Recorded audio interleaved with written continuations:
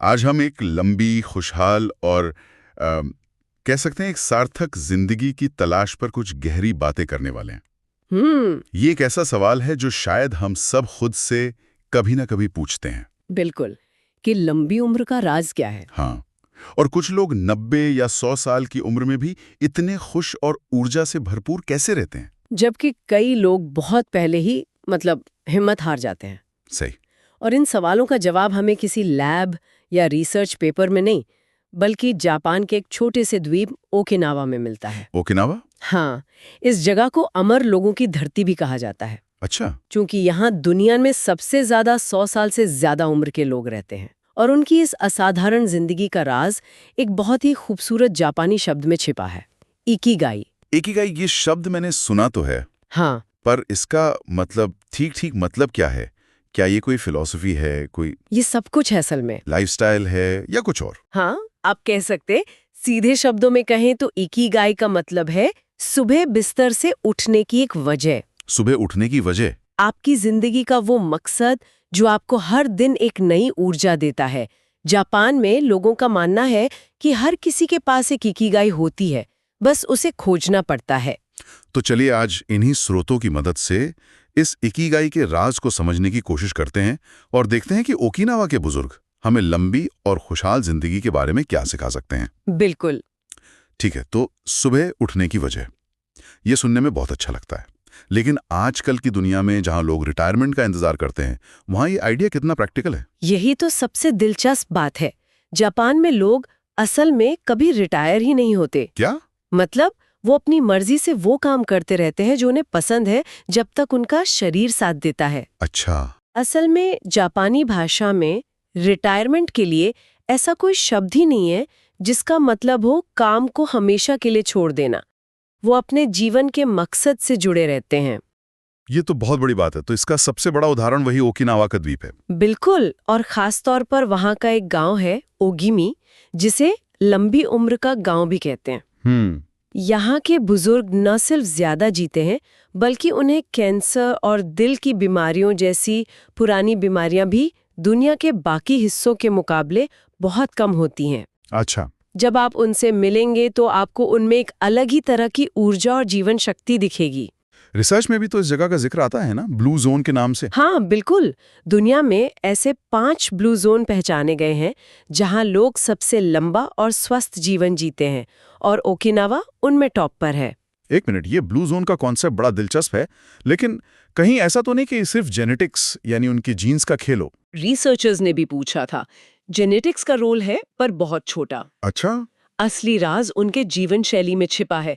बाकी 4 blue zones हैं, Sardinia Italy में, लोमा लिंडा कैलिफोर्निया में, निकोया प्रायद्वीप कोस्टारिका में और इकारिया ग्रीस में। वाओ। और दिलचस्प बात यह है कि इन सभी जगहों में, चाहे वो इटली के पहाड़ों में हो या कैलिफोर्निया में, एक बात कॉमन है। क्या? मजबूत सामाजिक बंधन और जीवन का एक मकसद। सार्डिनिया में लोग परिवार को बहुत महत्व देते हैं। लोमा लिंडा में एक मजबूत धार्मिक समुदाय है जो एक दूसरे का साथ देता है। तो ये सिर्फ एक जापानी आइडिया नहीं है? बिल्कुल नहीं, ये लंबी उम्र के यूनिवर्सल सिद्धांत हैं। तो चलिए इन यूनिवर्सल सिद्धांतों को एक एक करके समझते हैं। शुरुआत कहाँ से करें? क्या उनके खानपान में कुछ खास है? अगर हम उनके रहस्यों की बात करें तो सबसे पहला और सबसे आसान राज उनके खाने की मेज पर मिलता है। वो खाने से पहले एक मंत्र जैसा कुछ कहते हैं। मंत्र? हाँ, हारा हाची बू। हारा हाची बू, ये क्या होता है? इसका मतलब क्या है? इसका मतलब है अपना पेट सिर्फ 80% तक भरो। सिर्फ 80%? हाँ, वे कभी भी पेट ठूस कर नहीं खाते। जैसे ही उन्हें महसूस होता है कि पेट लगभग भर गया है, लेकिन अभी भी थोड़ी जगह बाकी है, वे खाना बंद कर देते हैं। यानी कि हमेशा थोड़ी भूख बाकी रखकर उठना। पर इससे इतना बड़ा फर्क कैसे पड़ सकता है? इससे बहुत बड़ा फर्क पड़ता है। इसे ऐसे समझिए जैसे आप अपनी गाड़ी को हमेशा रेड लाइन पर नहीं चलाते। लगातार ज्यादा खाना हमारे शरीर के इंजन पर जबरदस्त दबाव डालता है। जब हम जरूरत से ज्यादा खाते हैं तो हमारे शरीर को उसे पचाने में बहुत ज्यादा ऊर्जा खर्च करनी पड़ती है। सही बात है। इस प्रक्रिया में फ्री रेडिकल्स नाम के हानिकारक मॉलिक्यूल बनते हैं। यही हमारे सेल्स में जंग लगने जैसा है, जिसे हम विज्ञान की भाषा में सेल्युलर एजिंग कहते हैं। अच्छा, तो ये उम्र बढ़ने की प्रक्रिया को तेज करता है। बिल्कुल।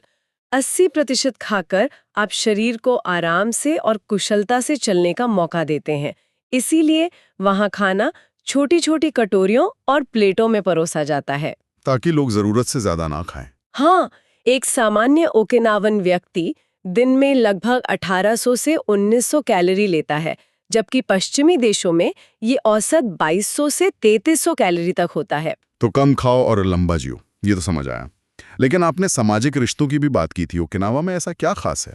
ओकिनावा में एक बहुत ही अद्भुत सामाजिक व्यवस्था है जिसे मोआई कहते हैं। मोआई? जी, ये एक तरह का अनौपचारिक ग्रुप होता है जहां एक जैसे शौक और सोच वाले लोग एक दूसरे का ध्यान रखते हैं। ये ग्रुप्स अक्सर बचपन में ही बन जाते हैं और जिंदगी भर साथ रहते हैं। तो ये बस दोस्तों का एक ग्रुप हुआ है ना, जैसे हमारे यहाँ होता है? ये उससे कहीं ज्यादा गहरा है। मोआई सिर्फ दोस्ती नहीं, बल्कि एक भावनात्मक और आप कह सकते हैं आर्थिक सुरक्षा का जाल है। आर्थिक सुरक्षा? वो कैसे? ग्रुप के सदस्य हर महीने एक तय रकम जमा करते हैं। इस पैसे का इस्तेमाल पार्टियों या घूमने फिरने के लिए होता है, लेकिन इसका असली मकसद कुछ और है। वो क्या? अगर किसी सदस्य पर कोई मुसीबत आ जाए, जैसे कोई बीमार पड़ जाए या किसी को आर्थिक मदद की जरूरत हो, तो वो ग्रुप की बचत से पैसे ले सकता है। अरे वाह! सोचिए, अगर किसी मछुआरे की नाव तूफान में टूट गई, तो उसे चिंता करने की जरूरत नहीं, क्योंकि उसका मुआय मिलकर उसकी मदद करेगा। ये एहसास कि आप मुश्किल में कभी अकेले नहीं हैं, ये तो तनाव को जड़ से खत्म कर देता होगा। बिल्कुल, और एक दूसरे की मदद करना ही कई लोगों के लिए उनकी इकिगाई बन जाती है। तो इसका मतलब मोआई सिर्फ एक सोशल क्लब नहीं, बल्कि एक तरह का इमोशनल और फाइनेंशियल सेफ्टी नेट है। ये समझ आता है कि मन को शांत रखने के लिए ये कितना जरूरी होगा। हाँ। पर क्या सिर्फ मानसिक शांति ही काफी है? शरीर को एक्टिव रखने के लिए भी तो कुछ करते होंगे। बिल्कुल। एक पुरानी कहावत है, एक स्वस्थ शरीर में ही एक स्वस्थ मन रहता है। सही। दिमागी तौर पर वे हमेशा कुछ न कुछ नया सीखते रहते हैं। मन को सक्रिय और सीखने के लिए तैयार रखना जवान बने रहने का एक मुख्य कारक है। जब हमारा दिमाग नई चुनौतियों का सामना करता है, तो उसमें नए न्यूरल कनेक्शंस बनते हैं, जिससे दिमाग तरोताजा रहता है। और तनाव का क्या?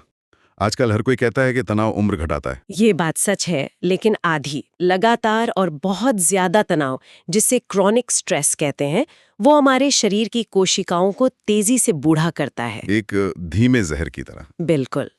लेकिन यहाँ एक दिलचस्प बात है।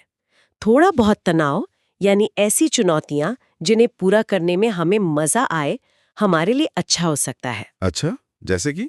जैसे कोई नया हुनर सीखना या बगीचे में कोई मुश्किल काम करना। ये हमें एक्टिव और अनुशासित रखता है।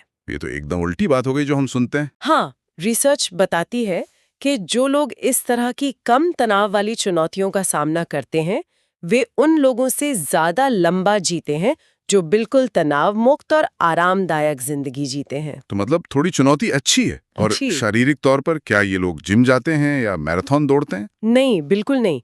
ओकिनावा के लोग जिम नहीं जाते, लेकिन वो दिन भर चलते फिरते रहते हैं। अच्छा। उनका व्यायाम उनकी दिनचर्या में ही शामिल होता है, अलग से नहीं करना पड़ता। मतलब? अपने बगीचे में सब्जियां उगाना, पैदल चलकर दोस्तों से मिलने जाना, पारंपरिक नृत्य करना, ये छोटी छोटी आदतें उन्हें हमेशा एक्टिव रखती हैं। तो ज्यादा देर कुर्सी पर बैठना नहीं? हाँ, उससे बचते हैं।